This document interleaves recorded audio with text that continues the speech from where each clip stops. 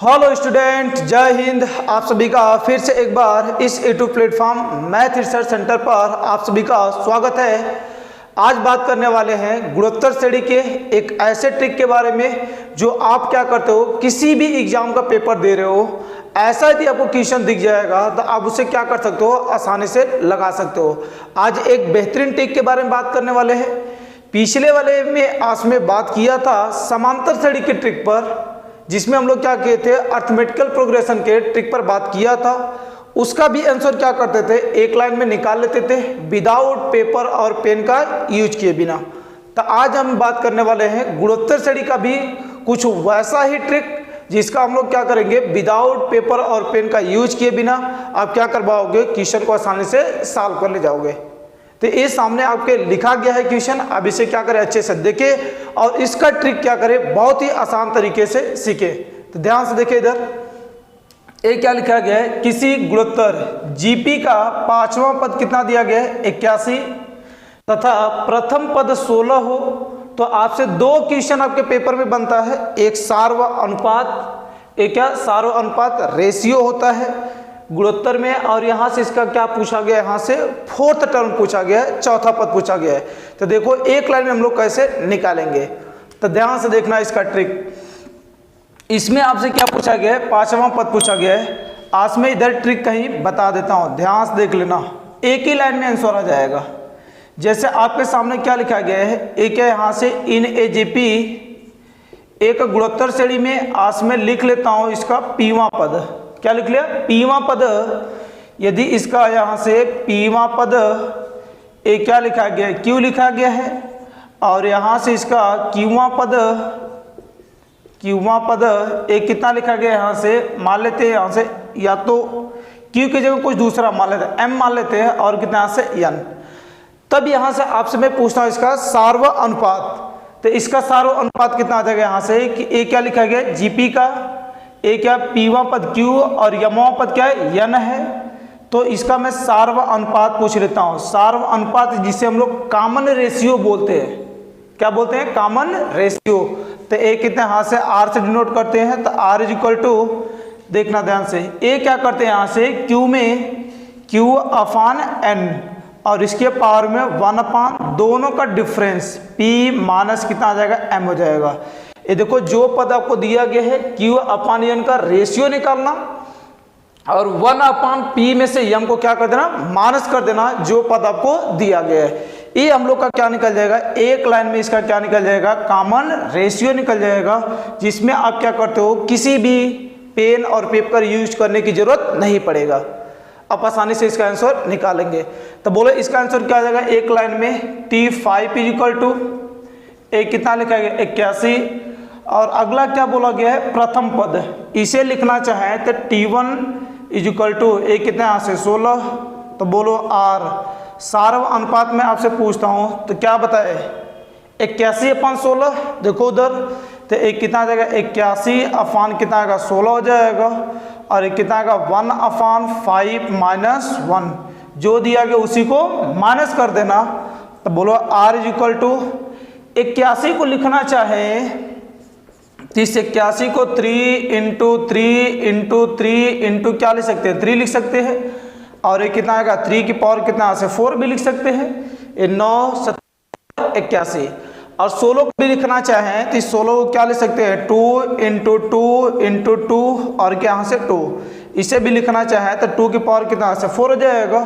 तो ये बोलो 3 की पावर 4, नीचे 2 की पावर 4, और पूरा होल पावर कितना बचेगा, 1 अपान कितना से 4। अब देखो ये क्या आ जाएगा, दोनों के पावर पर आएगा, तो ये 4 इंटू 1 अपान 4 क्या आ जाएगा, कट जाएगा। तो बोलो केवल क्या 3 अपान बचेगा। तो ये हम लोग का क्या निकल जाएगा, आर निकल जाएगा। तो मुझे उम्मीद है आपको अच्छे तरीके से आया होगा। दूसरा इसमें क्या पूछा गया है, फोर्थ टर्म पूछा गया है। तो फोर्थ टर्म के लिए आप पहले पहला पद निकाल लें। तो पहला पद देखो आपको यही दिया गया है, फर्स्ट टर्म ए कितना लिखा गया, ए इज इक्वल टू कितना लिखा गया, 16 लिखा गया है। आपसे क्या दूसरा क्वेश्चन पूछा गया है, फोर्थ टर्म। तो फोर्थ टर्म यहाँ से मैं आपको बता दूं, ए फोर्थ टर्म मतलब क्या है, ए आर की पावर कितना से 3, जितना देता हो उससे एक कम लेना। जितना देता है उसे एक कम लेना। जैसे कभी आपसे पूछ लेगा यहाँ से कि इसका क्या यहाँ से 10वां पद, तो एक कितना आएगा ए आर के पावर 9, किसमें, जीपी में, गुणोत्तर श्रेणी में। तो ए बोलो यहाँ से कितना आ जाएगा, इसका 4th टर्म ए आर की पावर कितना आएगा 3 हो जाएगा। यहाँ तक सही है। तो बोलो ए का वैल्यू कितना निकल गया यहाँ से 16 इंटू आर की पावर 3। तो बोलो इसका पावर 3 करेंगे तो बोलो एक कितना आएगा 3 की पावर 3 कितना आएगा यहाँ से 27, और यहाँ से 2 की पावर 3 कितना आएगा 8 हो जाएगा। 8 दूना 16 और 27 दूना कितना से 54 हो जाएगा। तो आप देखो इसमें जब ऐसा क्वेश्चन आपके सामने आ जाता है तो आप क्या कर जाओगे, आसानी से इस क्वेश्चन को सॉल्व कर ले जाओगे। तो मुझे उम्मीद है आपको अच्छे तरीके से आया होगा। आप इसे नोट करें, एक आपको और भी एग्जाम्पल कराते हैं, आपको और भी क्लियर हो जाएगा। तो आप इसे नोट करें, आगे नेक्स्ट कराते हैं।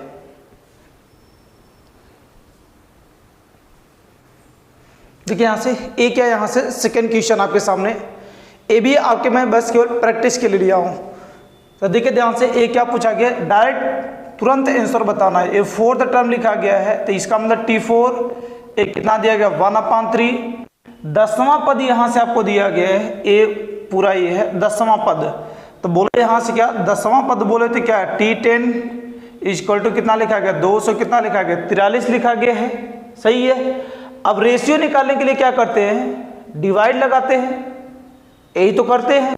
तो बोलो यहाँ से कितना जाएगा रेशियो के लिए, ये R इज इक्वल टू बोलो 1/3 हो जाएगा, अफान में एक कितना आएगा 243 की पावर 1/, इसी को माइनस कर देना तो 4 माइनस कितना आ गया यहाँ से 10 हो जाएगा।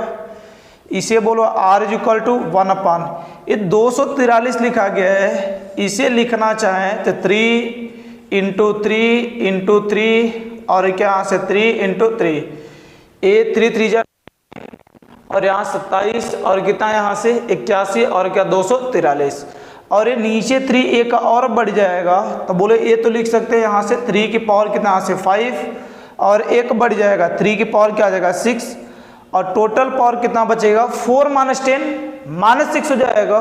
तो एक कितना जाएगा, बोलो पावर आएगा तो R इज इक्वल टू 1/, ये तो 6 कट जाएगा, 3 की पावर क्या बचेगा -1, माइनस से ऊपर भेज देंगे तो ए क्या आ जाएगा प्लस हो जाएगा, क्योंकि यहाँ से 3 इनवर्स जैसे ए इनवर्स होता है तो इसका मतलब क्या आता है 1/, ये होता है। तो ए क्या यहाँ से 3 इनवर्स है तो 1/3 होगा, ऊपर चला जाएगा, केवल क्या बचेगा 3 बचेगा। तो आर का वैल्यू आपके पास कितना आ गया 3 आ गया। दूसरा क्या पूछा गया, सेकेंड, दूसरा पद पूछा गया है सेकेंड टर्म क्या होगा। तो सेकेंड टर्म के लिए मैं आपसे क्या बोला, आपको ए का भी वैल्यू चाहिए प्रथम पद। तो बोलो यहाँ से मैं बताया था ना ये 4th टर्म लिखा गया है तो इसका मतलब ए आर की पावर क्या लिख सकते हैं 3 लिख सकते हैं, और इक्वल टू कितना आएगा 1/, कितना यहाँ से 3। तो बोलो यहाँ से ए हो जाएगा आर का वैल्यू क्या है 3 है, तो बोलो 3 की पावर कितना यहाँ से 3 और 1/3 मल्टीप्लाई में इधर जगत क्या हो जाएगा डिवाइड हो जाएगा। तो क्या बचेगा ए इज इक्वल टू 1/3 की पावर कितना बच जाएगा 4 बच जाएगा। सही है।